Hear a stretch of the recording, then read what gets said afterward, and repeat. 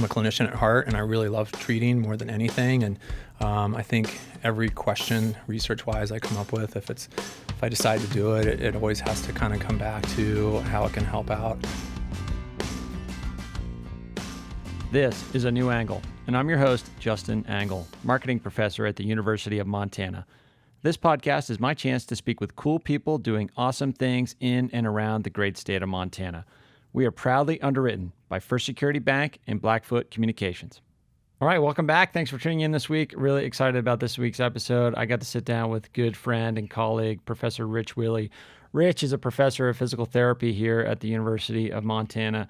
He's a world-class researcher, and he still actively treats folks through his own physical therapy practice. Just super generous member of the academic and the running and athletic community here in Missoula. They've been here. He and his wife, Elizabeth, friend of the pod, have been here a couple of years now, and they've just been such a great addition to this community.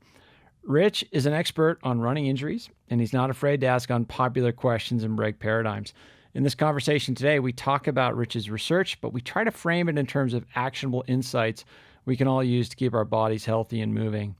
This is a particularly important issue this time of year as we start thinking about spring and transitioning from wherever you're playing in the snow to doing some running and biking and more dryland stuff like that. And I'll take this opportunity to interject a little pro tip of my own before we turn it over to Rich. Folks, look out for the ice. Rich recently took a tumble and broke his hand. Be careful out there, folks. Even the pros can go down. All joking aside, I'm stoked to bring you Rich Willy right now. All right, so we're here today with Rich Willy. Rich, thanks for coming on the podcast. Thanks a lot, Justin. I'm excited to be here. Yeah, so you are an assistant professor of physical therapy over our whatever HHP or what is the acronym that runs Reed Humphrey's shop over there? Oh, that I don't know. Health Sciences, HS, yeah, who knows, right? It's the College of Health Sciences and Professions. That's correct. That's right. Okay, so you're in your second academic year here, and what do you think of Missoula so far? Yeah, it's been great. I came in to interview a little more than 2 years ago, and as soon as I got off the plane, I was like, just felt super comfortable, and came onto campus and had the whole 2-day campus interviewing, and that part was great, and so forth. And I just really like the authenticity of Missoula and the people here, and I think that just walking around town when I had some extra days around my whole on-campus interview was great. I went into Runner's Edge, which I think is really one of the best running stores in the country, and without a doubt, and got a chance to talk with Forrest Bugner and Meg down there a little bit, and they kind of I just was really wowed with them and some of the other people in the running community here. And since I do most of my research in runners, it was an easy sell for us. And my wife's been able to come on here at the university, and she works here in the College of Business. And huge friend of the podcast. She's a huge friend of the podcast. I like saying that I am Elizabeth Willy's husband, and I think that that's probably how I'm probably better known around campus at times, for sure. Yeah, it's funny. My wife Maggie started work here in May in the president's office, and I feel like in the first month of her term here, she knows more people on campus than I know, for sure, and that's probably the way it should be. So we share that distinction of some sort. But anyway, yeah, you reference the Runner's Edge and the great running community here, and the focus of your research that we'll get to is running injuries, overuse injuries, and things like that. No shortage of supply of people experiencing those things in this community. Myself, kind of first and foremost on that, as far as coming to you with complaints. But anyway, I want to talk a little bit about the path you took to here in this kind of work, because I think you share, probably some of your colleagues share, something in common with a lot of us here at the College of Business and maybe the law school or School of Journalism, professional schools, in that you were a practicing physical therapist before you decided to go back and get a PhD and follow the academic path. Tell us about that. Yeah, so I graduated from physical therapy school in 1999. Graduated from Ohio University in Athens, Ohio, which is a great town. It's actually very similar to Missoula, the overall feel and so forth. I worked as a PT for 8 years, and I worked primarily in orthopedics and sports medicine. I did some occupational medicine as well, so I worked in factories and steel plants and so forth, helping workers who are injured get back to work and so forth. But we lived in Colorado, and I got a chance to work with a lot of injured runners, and I got a real interest in that. And so I spent some time doing some extra work, reading some scientific journals and so forth. And I was kind of really wowed at how the literature really isn't that great from a scientific standpoint. And so I saw it. And what do you mean by that exactly? Yeah, it just seemed like there were way more questions than answers in the literature. And I mean, it wasn't that the literature was bad. It just was, maybe not useful to a practitioner. Yeah, exactly. It wasn't. I think a lot of it was very foundational and very theoretical, and some of the stuff didn't translate very well clinically. And so, I just kind of felt like I was having to piecemeal a lot of stuff together for my patients. And so I started looking for a PhD advisor, and so I talked with a lot of different kind of prominent lower extremity researchers across the country, and so and I ended up with Irene Davis, who's pretty famous running researcher at the University of Delaware. She's now at Harvard University, and if you've ever read the book Born to Run, she's in that book pretty prominently. Yes. And so actually Chris McDougall, who's the author of the book, was coming to our lab when he was writing that book. And so I got a chance to meet him and kind of see like how a book's written, which was kind of interesting. The process of telling the story. Yeah, and I think Chris is a really excellent storyteller for sure. And I think that he kind of put our lab in a really nice light, which was really great. And so I got a chance to do some work there, and I really got into it. And the thing I've kind of always really focused in on is doing research that translates very well to the average clinician. Okay. And that's still what I always kind of come back to. I've still publish and I put in grants and so forth, but I'm a clinician at heart, and I really love treating more than anything. And I think every question research-wise I come up with, if I decide to do it, it always has to kind of come back to how it can help out the average clinician treating patients that I see personally, because I still treat a decent amount. And I think for me, that going back to that term authenticity, I think that means a lot to me. I think being authentic as a researcher is super important, and it helps me kind of when you get a paper rejected or something. It just helps me like stay motivated for sure. Well, I think it keeps you connected to the outcomes. You're not just sort of operating at this theoretical, abstract level. You're doing things that contribute to practice and make meaningful contributions to people's actual lives. So that's going to be pretty rewarding. Yeah, definitely. I love it, and I really like working with clinicians, and I'm a classically trained biomechanist. That's a fancy term. Like, what does that even mean? So biomechanics is just the study of how people move, and it's more engineering than anything. It's more engineering than physical therapy, I would say. So it's a lot of physics and how people move and how muscle forces are created. And that's what you mean by the classical training? The classical training, okay. Yeah, exactly. Yeah, so I mean, there's a lot of math involved with that and so forth. So I think, I go to both types of conferences. I go to, the biomechanics conferences, and I also go to clinical conferences. We have one this week. It's our big annual meeting. It's a massive meeting. There are about 18,000 people to go to that meeting. Jeez, and yeah, it's pretty big. It's amazing. And then, I go to the more more hardcore science ones. And, I don't know, that's kind of nice. I guess I still kind of identify myself as a clinician, so I feel much more comfortable there. But, I think that, for me, taking that biomechanics knowledge and, trying to reduce it down to something that's useful, I think is something that I kind of struggle with every day. I don't want to say struggle, but I work hard on every day for sure. And so, as you're laying out your path, you're a successful practitioner, and then you connect with Irene at University of Delaware, and you're kind of on the fast track to prominence in your field. You spent some time at East Carolina, is that correct? Yeah, East Carolina and came to University of Montana about a year and a half ago. Why Montana? It sounded like you had the pedigree, resume, and training and record to take your work anywhere. The top universities in the country, and not that University of Montana isn't necessarily in that consideration set, but it's not the obvious choice.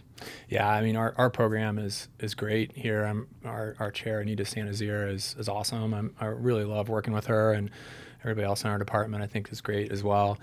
I think our students are awesome. And, I don't know, when I think about the type of work I do, which is work with runners, and anybody who's ever been to Missoula knows that Missoula is just a really awesome running community. And I don't know, I think, I looked at some other institutions, and, I think overall there really isn't probably a better place for me than the University of Montana. I mean, I just, for instance, we did a study last spring. We were trying to get some data in pretty quickly, and so we recruited 18 runners from Missoula, and they had to be able to run up to a 5-minute or 5:40-minute mile, and we were able to get 18 people in within 3 days.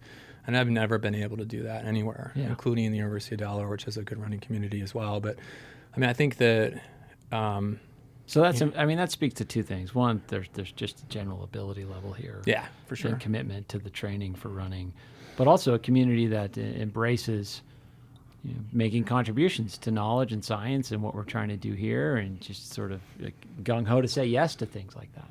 Yeah, absolutely.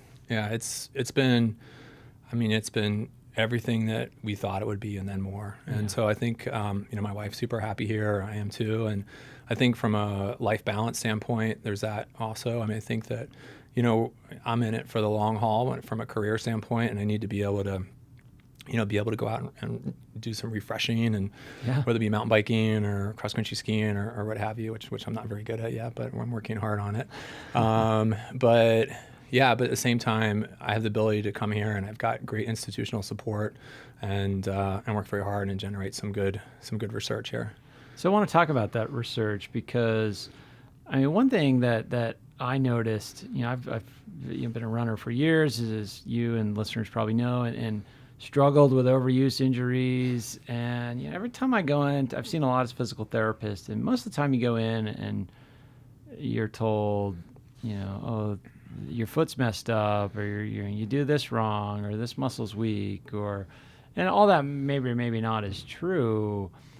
But your perspective on overuse, it just struck me as a little as different. You were much more concerned with load tolerance and not so interested in telling me what was wrong with my body, more so like what could be done with it. Yeah, I think that part of physical therapy is something that our profession is trying to move away from, and which is kind of identifying maybe postural faults about someone, that the way that they are kind of put together and so forth, and and saying you've got some bad alignment or something along those lines. And for me, I've kind of always struggled with that a little bit, because when we think about things that we can control, that's not something that you can really control. And I think if you have a healthcare practitioner, or a family doctor, or physical therapist, whatever, point out that you quote unquote have bad knees, or you have bad alignment or something like that when you're a teenager, that can really stick with someone the rest of their life. I'm sort of a case study in that. I was told lots of things wrong with me. Yeah. You have bad feet, and you'll never do this and never do that, and Yeah, exactly. And I think that, and then if you get that one little niggle, or even like a full-blown injury, you will always come back to that. Yeah. You will always think, well, I got this injury because I have bad knees or I have bad alignment. And so I think that it's really important with the way that we talk to patients about their injuries and their structure and so forth. And I think that, maybe to be a little bit harsh, but I think my profession as a physical therapy profession as a whole kind of has a reputation for being a bit of a body shaming profession. And I think that we really need to move away from that. And there's this, I think we've all heard of placebo, which is basically, I take a bunch of placebos every morning, which is a key part of my routine. I think that, basically a placebo is when you're, something's done to you, or you take something and there's some context given, meaning that, you're going to take this pill and it's going to make you run faster or something like that. And so that power of suggestion will, oftentimes make that happen. But there's the opposite of that too, which is nocebo.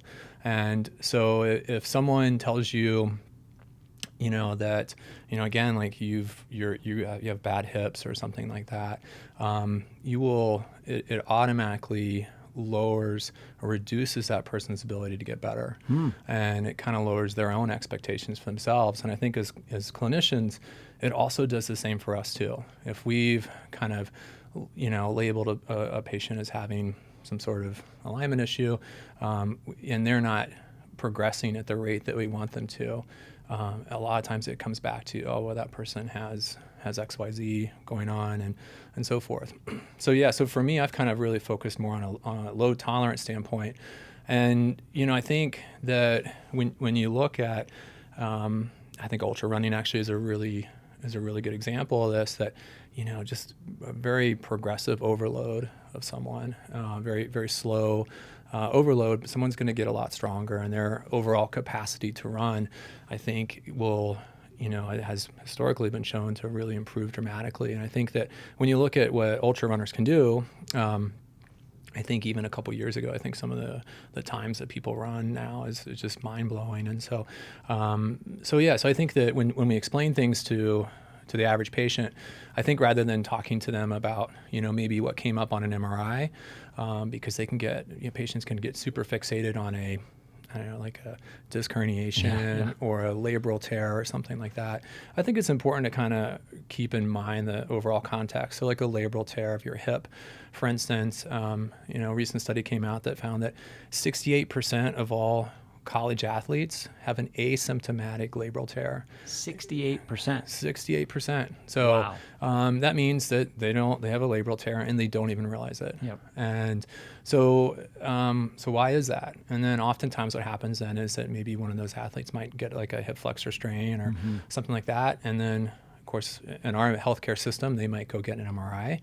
And sure enough, that labral tear shows up on this MRI scan, and they're told they have a labral tear, which is the reason why their hip hurts. It's like a diagnosis searching for pain. Exactly. Yeah, exactly. And then that patient, that athlete, gets that labral tear in their head, and they get so fixated on that. And no matter what we do from a therapy standpoint, they're like, yeah, but I've got that labral tear, and it's always going to be there. Crutch. It's always going to be there, and it's going to be something that might short circuit their ability to do their exercises as hard as they normally would, and so forth. Just, it's always in the back of their mind. So for me, I've kind of really focused on like, how can we build people up, and by looking at the demands of the tasks that they want to get to. And running's for me is my area.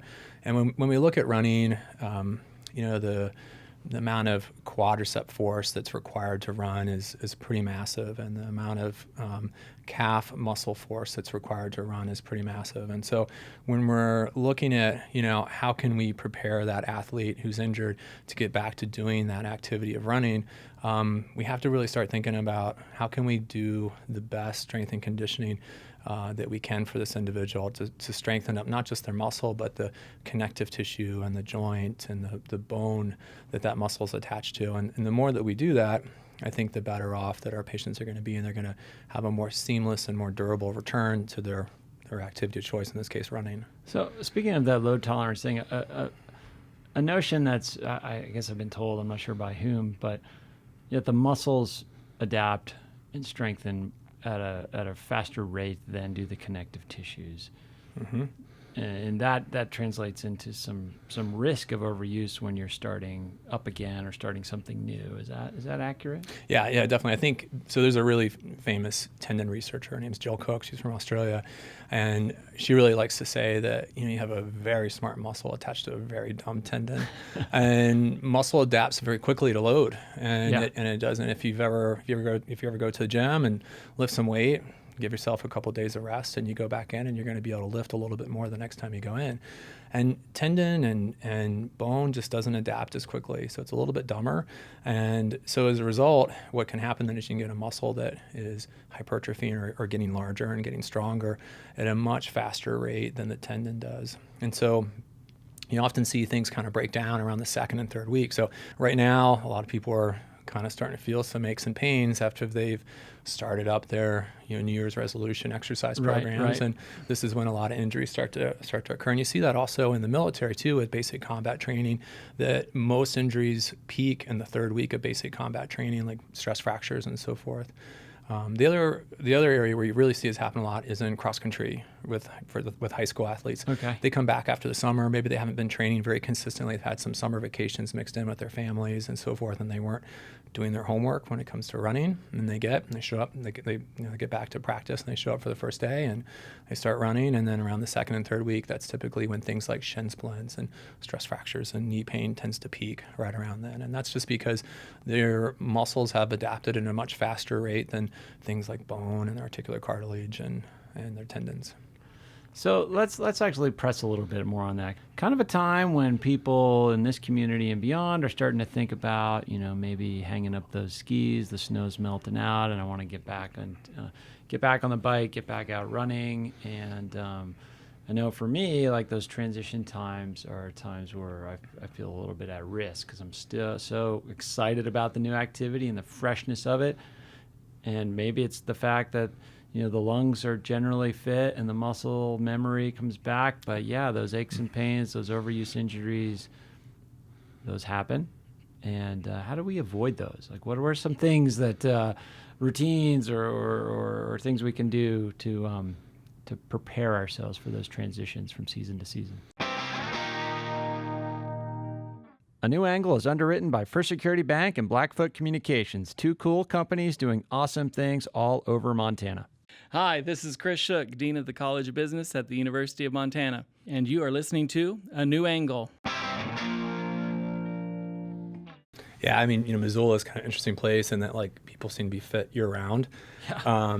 Just their specificity of their fitness is maybe not necessarily what they want to be doing at the time. And so, you come out of like, the winter season and maybe you've been cross country skiing a lot. And so you've got this like, super revved up cardiovascular system, but your bones and your muscles are not really ready to go. So I think for me, one of the things that is super important is to be present in the moment and compare yourself to the runner you are today. Hold up, where? I mean, I compare myself to my 29-year-old fit as a fiddle self every day. Every step of every run, I'm comparing myself to that person that really maybe never even existed. I do the same thing. I've realized that when people ask me like my half marathon PR, I've found myself quoting the half marathon PR from 10 years ago, not the one that it really is today. So I think that what we need to do is, I think it's so important just to take stock of who you are and not compare yourself maybe to other people and not compare yourself to who you were, 10 years ago or even, a couple months ago. And so the Rut, which is a big running race here in town, as you know, right. Over in Big Sky, and that's such a great example. A lot of people base their entire year around that race, and so they build up to these. It's a big day. It's a big workout. Huge day. It's a huge day, and so for some folks, when they're training for that race, what used to be a long run is now no longer a long run. And so in their head, they've redefined what a long run is. And so when they get back to running again, maybe in February or March, they compare themselves to where they were at peak fitness right before the Rut or something like that. And then that's a good way to get themselves in trouble. And so, the Rut's a great race, and don't get me wrong, but I have seen a lot of people that have done the Rut that end up going on to getting some pretty persistent injuries that take a long time to get over, for sure. Yeah, and it makes me think that, are there like good rules of thumb? I mean, I've heard the 10% rule and things like that, like don't ever add more than 10% mileage week over week or something like that. Are there guidelines or practices that you could recommend, not only for tracking this load, but maybe doing things to space it out? Yeah, for me, I think one of the absolute best things that people can do is to use or have like a really good strength and conditioning program. Okay. And the reason why I say that is because if you're doing a really good job of strength and conditioning right now, and what I mean by that is lifting heavy weight and not a lot of reps. And that means if you're going to be lifting a lot of weight, you can't do a lot of reps. So we're talking 8 to 10 repetitions per exercise. And I bring that up because a lot of runners kind of have a bias towards thinking that they need to be training for endurance and doing a lot of high rep strength training. But the reality of it is that articular cartilage and tendon and so forth just doesn't adapt as quickly to those high rep kind of exercises. And the way I kind of whenever I talk to runners, I'm like, look, if you want to do a high rep exercise, just go for a run. Yeah, exactly. When you're in the gym, work really hard, lift heavy, and so forth. And the reason why that's important is because what it does is that it conditions the tendons and so forth to tolerate the higher loads that you're going to maybe experience later on down the season. So it kind of almost inoculates, yourself to some of the potential for overuse and so forth. So this notion that, if I lift heavy, I'm going to bulk up, that's a fallacy? Well, it depends. And if you're doing endurance training at the same time that you're lifting heavy weights, there's this thing that's called interference, and you don't tend to gain as much muscle bulk. You're still going to get stronger because there's a lot that goes into getting strong, more so than just gaining muscle bulk, for sure. But your tendons get stiffer, and a stiffer tendon is definitely a healthier tendon. Your plantar fascia gets stiffer as well, and articular cartilage becomes healthier, and so forth. So much so that a really nice study came out recently, and what they did, they combined a whole bunch of strength and conditioning studies that looked at the effect of strength and conditioning on future risk of developing an overuse risk, some sort of overuse injury. And they found that a very consistent strength and conditioning program reduced the risk of overuse injury by about 50%. And so, wow. Yeah, it's really tremendous. And so when you look at that's probably the most important thing to do. And again, they were looking at lifting very heavy. And now, in contrast, some of the things that they found in that same study that didn't seem to reduce risk of developing some sort of overuse injury was stretching. So stretching doesn't seem to really have that same effect. It's not that stretching's bad, but generally what I tell runners is that, look, if you're pressed for time, you should be doing some strength and conditioning. Okay. Maybe skip the stretching if you're pinched for time. If stretching makes you happy, then do it. But don't do that at the expense of doing some basic strengthening exercises. And what I mean by that is doing some heavy calf raises, maybe some heavy lunges, heavy squats, exercises such as that. Nothing too complicated. I think just keep it very simple. Yeah, doing the simple exercise is better than not doing the complex one, right? Exactly. Yeah, for sure. And as far as basic training practices too, I think the other things that we can do is be reasonable. I think there's that 10% rule has kind of been a little bit debunked, and what you're talking about is not increasing your running volume or mileage per week more than 10% from one week to the next. And the reason why it doesn't really seem to work very well is because it all depends. Yep. And so for like the new runner, for instance, your research is showing that like the runner who's coming off the couch, so those people are the most at risk of developing some sort of overuse injury. Sure. And in fact, the research is finding that if they run more than 3 kilometers in that first week, they have almost a double the risk of developing an overuse running injury than if they didn't. And 3 kilometers is not very much. And that's not much. No, that's basically a little more than 1.25 miles, I think. Well, and this kind of raises an issue that it just sort of kind of blew my mind the first time we started working together and you started helping me out with an injury. And you're asking how much I was walking.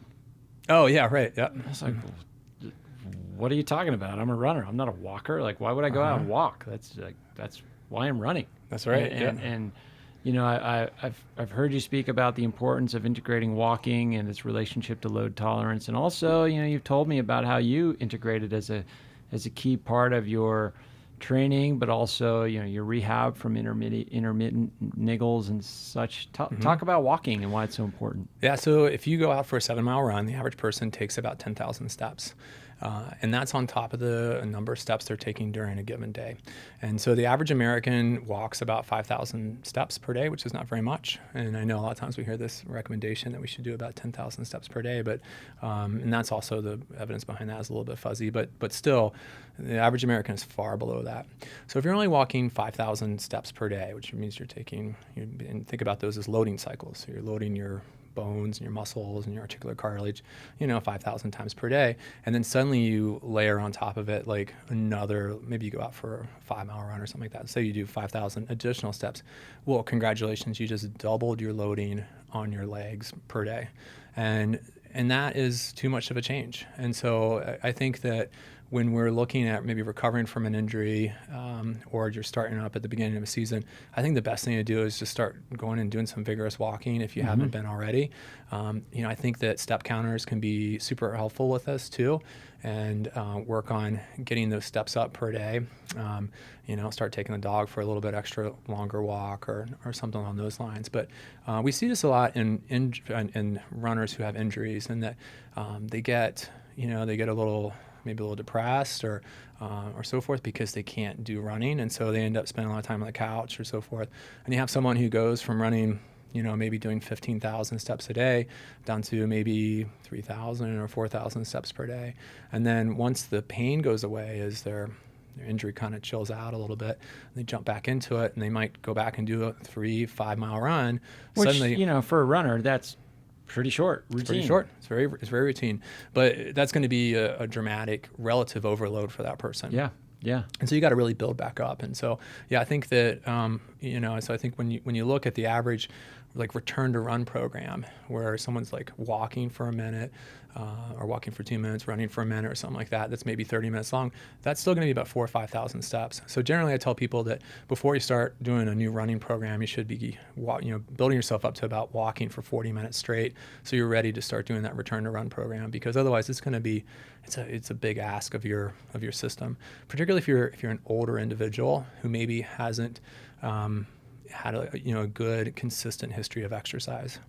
Yeah, I wanted to touch on that. You recently published a paper on sort of the realities facing the aging athlete, the aging runner, the masters runner.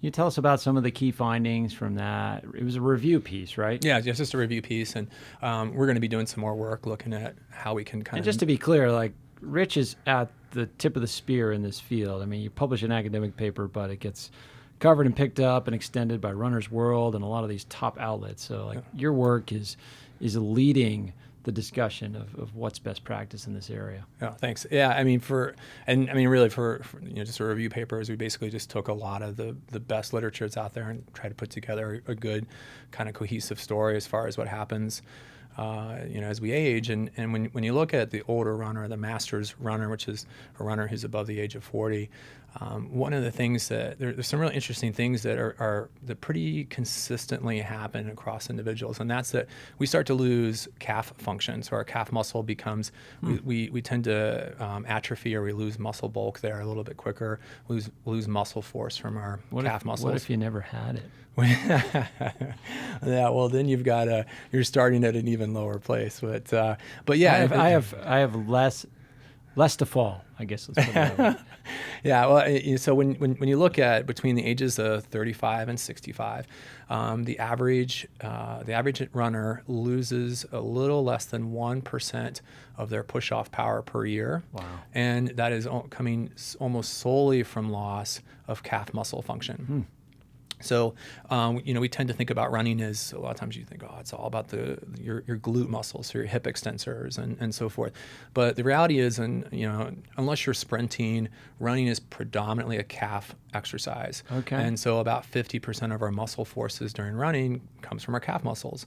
And so as a result, as we age, we start to lose that push-off ability. And not coincidentally, the older athlete or the aging athlete, that's where they tend to get their injuries. They tend to get their injuries in the form of calf strains, Achilles tendinopathy, which we used to call tendinitis, and plantar fasciopathy. And so those are the kind of the main injuries that happen as we get older. The younger athlete, the teenage athlete, and so forth, they tend to get more medial tibial stress syndrome, also known as shin splints, or they also tend to get more patellofemoral pain or anterior knee pain, runner's knee, whatever you want to call it. But the older athlete tend to start transitioning more into just kind of more soft tissue injuries. So when you think about what can we do to kind of mitigate that risk, there are a couple different things, and a big one would be to do some strength training. And we know that the more you strength train, and the heavier that you're lifting weights, it starts to restore some of that capacity and that calf musculature, for sure.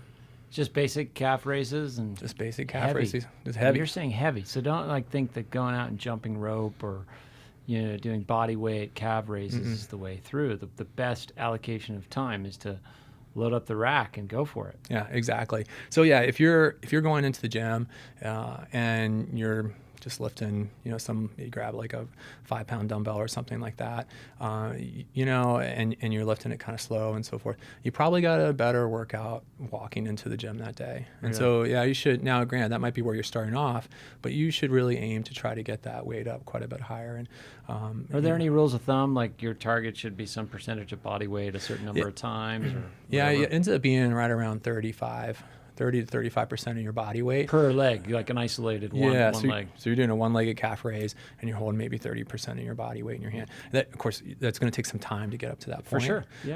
But you should be looking at getting up to there. And so the other thing too that we see as people age is they tend to slow down, and I think we all know that. And again, a lot of that comes from our reduced push-off force that we're getting from our calf muscles and so forth.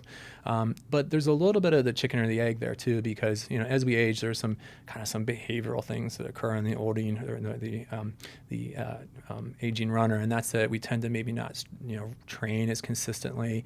Maybe we get kind of busy and life stress, family, all these other things. Yeah, and you start doing all of your runs at the same speed.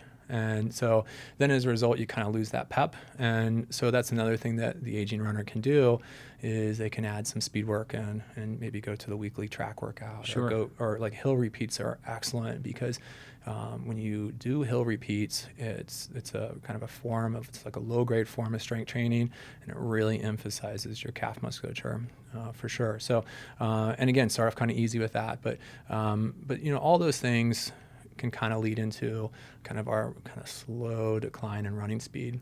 The other thing that happens too is that as we age, unfortunately, we are a little bit more prone to injury.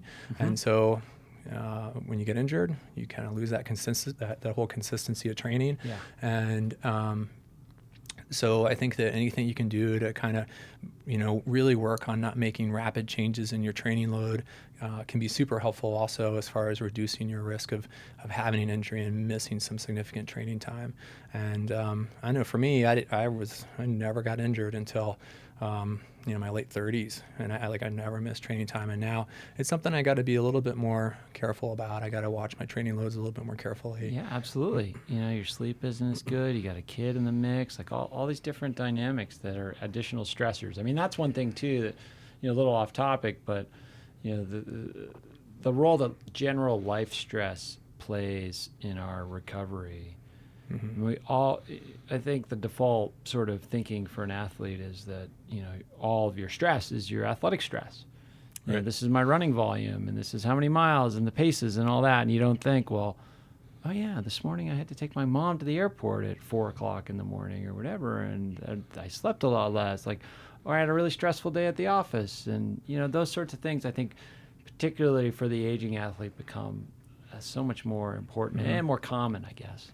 Yeah, our sleep quality declines as we age, and when we're sleeping, that's when we're recovering. And if you're not recovering, you're not rebuilding yourself after your recent, hard effort, and so you're not getting the benefit of your training, and you're putting yourself at risk for injury. Yeah, exactly.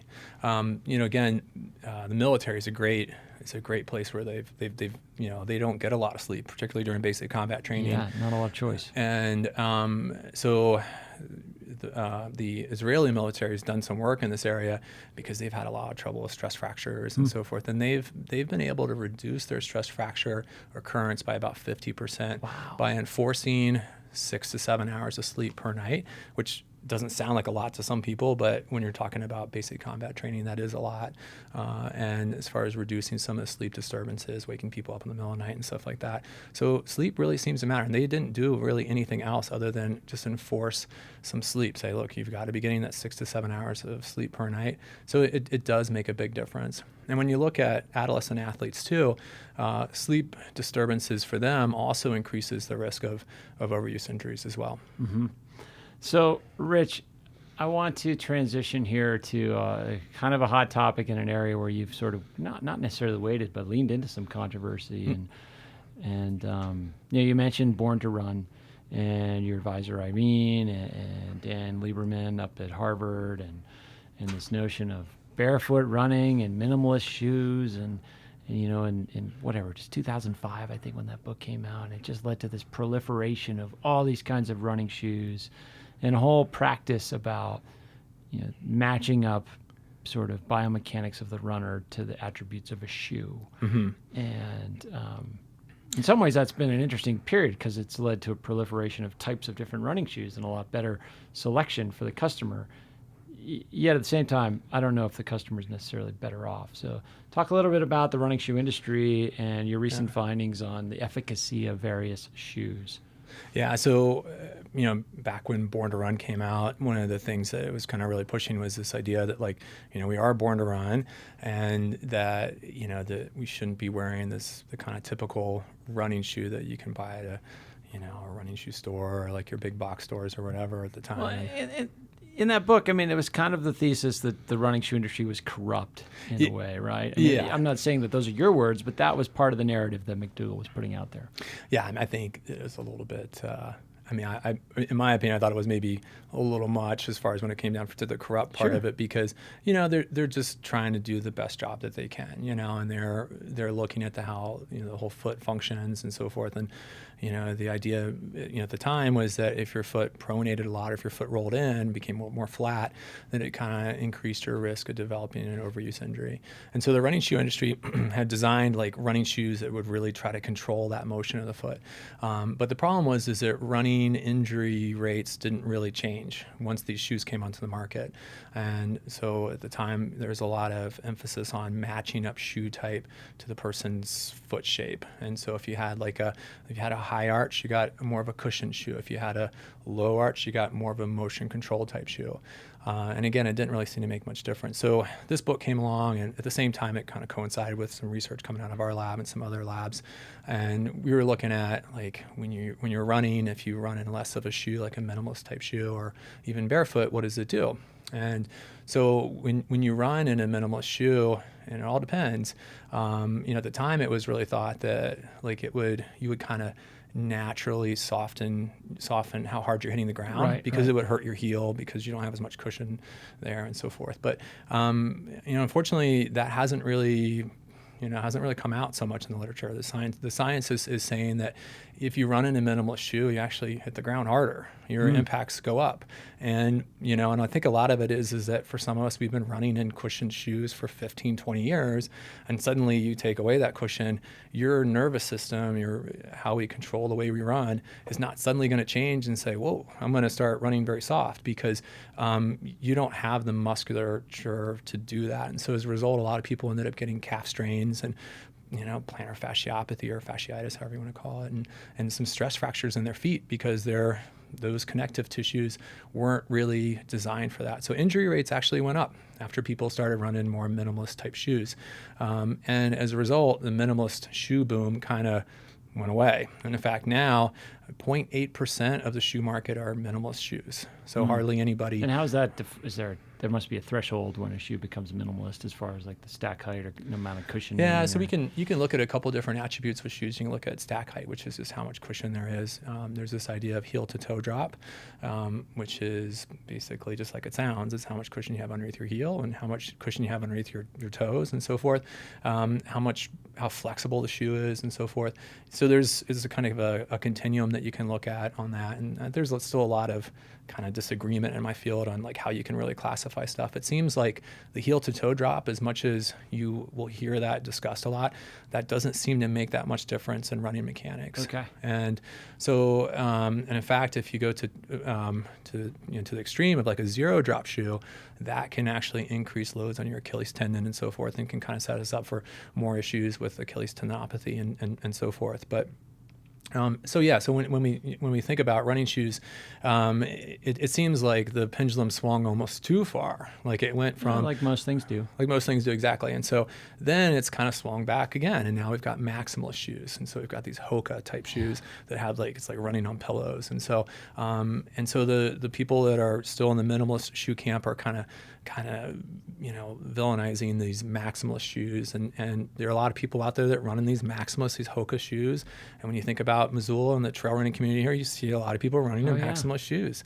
And for me, I don't know. I'm like, how can you argue with that? And how can you argue with the fact that people are running in these shoes they look happy, and I can't, who am I to sit here and say, no, I'm sorry, you're not doing what you were evolved to do. You're running with this big giant piece of foam strapped to the bottom of your foot. But for a lot of people that I've run into, just clinically and just also out on runs and so forth, some people have told me that, like, look, they really struggled with injuries until this type of shoe came along. But then, even then, when you look at the literature behind those maximalist type shoes, they also don't seem to really reduce injury risk either. So it almost seems like whichever paradigm you're coming from, whether it be a minimalist type shoe or what we call traditional type shoes or maximalist shoes, they don't seem to have any effect on reducing injury risk. And so that was what we wrote in this paper, was like, look, everybody's coming out with these new paradigms, and at the end of the day, shoes have not had really any impact on running injury risk. And so what you probably should do is just go pick a shoe that feels most comfortable to you, makes you happy, buy it, maybe buy another one that's somewhat similar to it, and go run in those shoes, maybe alternating those shoes from day to day, because that does seem to make a bit of a difference. If you have two somewhat similar shoes and kind of rotating from one day to the next, that does seem to reduce your injury risk. But basically the overall type of shoe that you're running in doesn't seem to make much difference. It seems to be more about, like, if you're making maybe not so smart decisions on deciding if you decide that, hey, today I think I'm going to go run for 3 hours, even though the longest run I've done in the last 6 months has been an hour and a half or an hour or something like that. Those things, that's what gets you injured, not so much what you're putting on your feet. Imagine that. I mean, yet another piece of common sense advice. Pick the shoe that's most comfortable. Yeah, exactly. Yeah. And so for you, that might be a different shoe than for me. Sure. So for me to sit here and say, Justin, you should be running in this shoe, I think it's the right shoe for you. It's not really my place to do that. The best thing for you to do is find a shoe that fits you really well. Go for a run in it. If it feels good, if it feels natural to you, if it doesn't feel like you need to break it in, that's probably the best shoe for you. Great rule of thumb. And Rich, that seems like a great way to end it. I really admire just the clarity and wisdom, and simplicity is the wrong word, elegant in the recommendations you've brought to me over our time as friends and colleagues, but also now to our listeners, and I appreciate that. It's great to have you here doing your work at the University of Montana. Great to have you and your wife as part of the community, and thanks for coming on the pod and sharing some of your wisdom. Yeah, absolutely. It's been a pleasure. Thanks so much for having me. All right, hope you enjoyed that conversation with Rich. I certainly did, and so much of his wisdom is, it makes a ton of sense, and it's stuff that we all should be doing. So take it to heart, make the changes, and here's to a healthy spring. Anyway, next week we shift gears and speak with Chris Wright. Chris is a graduate of the University of Montana College of Business, and he is a product marketing manager at Google. He's been at Google since 2003, so he's seen a lot happen in that company. And he just recently launched his own podcast. It's called Try the Podcast. Pretty interesting name, pretty interesting podcast, pretty interesting guy. Check him out next week. Thanks for listening to A New Angle. We really appreciate it. And remember that A New Angle was brought to you by CED, Consolidated Electrical Distributors. By now, you all know that they're big and they pretty much sell everything electrical you would ever need. But what you might not know is that they hire a ton of our students. If you want to learn more about job opportunities at CED, visit cedcareers.com. It's a great website name. Before we go, I want to thank some important peeps. Comzar, Elizabeth Willy, executive producer, Stefan Borsum, producer, Aidan Morton, and interns, Aspen Runkle, Max Gibson, and Ellie Hanasek. Huge thanks to VTO, Jeff Ament, and John Wicks for the tunes, and finally, props to Jeff Meese, our master of all things sound. Before we go, if you have any questions, suggestions, comments, insults, whatever, please email me at anewangle@umontana.edu. Help us spread the word, and be sure to use the hashtag #anewangle when you do. Thanks a lot. See you next time.